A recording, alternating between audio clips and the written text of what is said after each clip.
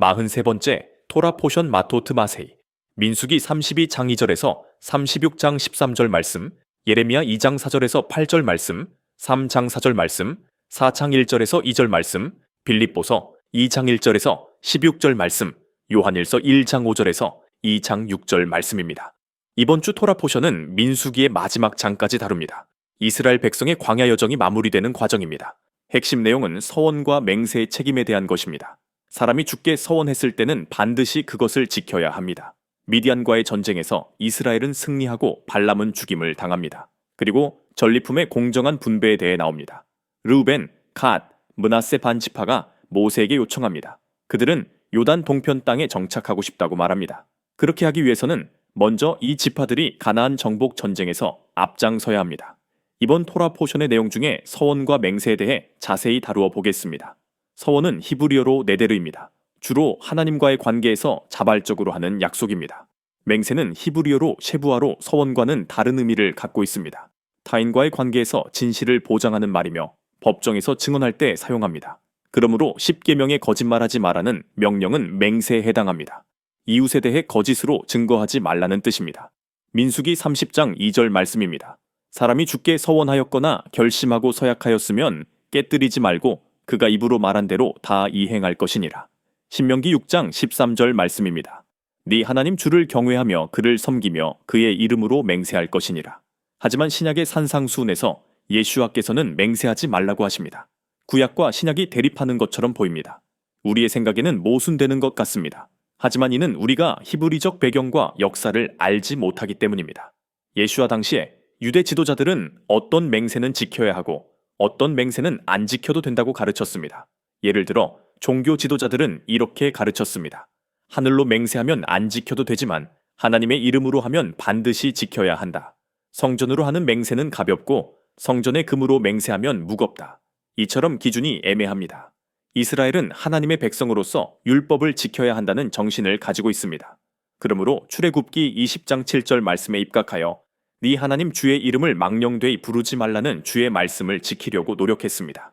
그래서 하나님의 이름을 직접 말하지 않고 대신 하늘, 성전, 예루살렘, 제단 같은 간접적 표현을 사용했습니다. 이를 히브리적 개념으로 대체 맹세라고 합니다. 즉 유대인들이 하나님의 이름을 직접 부르는 걸 피하면서 하늘 또는 성전 또는 예루살렘 같은 대체 표현을 사용하여 맹세했습니다. 여기서 유대인들이 빠진 오류는 하나님의 이름을 직접적으로 안 썼으니 안 지켜도 괜찮다고 생각한 것입니다. 하지만 예수와께서는 이렇게 말씀하셨습니다. 마태복음 5장 33절에서 35절 말씀입니다. 또 옛사람에게 말한 바 헛맹세를 하지 말고 네 맹세한 것을 주께 지키라 하였다는 것을 너희가 들었으나 나는 너희에게 이르노니 도무지 맹세하지 말지니 하늘로도 하지 말라. 이는 하나님의 보좌이며 땅으로도 하지 말라. 이는 하나님의 발등상이며 예루살렘으로도 하지 말라. 이는 큰 임금의 성이며 여기에서 하늘은 하나님에 대한 대체적인 표현이고 그리고 땅은 성전을 말하고 있고 예루살렘은 하나님께서 거하시는 곳을 말하고 있습니다. 하나님을 직접적으로 말하지 않았지만 전부 하나님에 대한 표현입니다. 그들이 가진 이러한 하나님의 이름에 대한 경외심이 다른 쪽으로 발전하게 됩니다. 즉 하나님의 이름만 직접 부르지 않으면 책임을 피할 수 있다는 형식주의로 발전합니다. 나중에 사람들은 하나님의 이름은 안 썼으니 안 지켜도 괜찮다고 생각하기에 이르렀습니다. 결과적으로 맹세를 진실 보증이 아니라 말장난으로 사용하게 됩니다. 당시 바리새인들은 맹세의 형식에 따라 지킬지 말지를 결정했습니다. 예를 들어 성전의 금으로 하는 맹세는 지켜야 하고 성전으로 하는 맹세는 안 지켜도 된다고 생각했습니다. 이것은 말의 신뢰성을 망가뜨리는 관행이 되었으며 결국 거짓 맹세, 헛된 맹세, 맹세 남용이 일상화되었습니다. 그러므로 예수와께서는 맹세 자체를 금지한 것이 아니라 맹세의 남용, 형식주의, 외식을 강하게 책망하신 것입니다. 예수와께서는 맹세 대상이 중요한 것이 아니라 맹세하는 자의 진실한 마음과 하나님 앞에서의 책임감이 중요하다고 가르치십니다. 즉, 맹세 대상이 하늘, 성전, 금, 제단, 예루살렘이든 무엇이든 결국 하나님과 연결되어 있으므로 형식으로 책임을 회피하지 말라는 것입니다. 야고보서 5장 12절 말씀입니다. 무엇보다도 내 형제들아 맹세하지 말지니 오직 너희가 예할 것은 예하고 아니오 할 것은 아니오 하라. 여기서의 맹세는 진심이 없는 헛된 맹세를 말하고 있습니다. 성도의 말은 언제나 신뢰할 수 있어야 하며 정직성과 투명성이 삶으로 드러나야 합니다.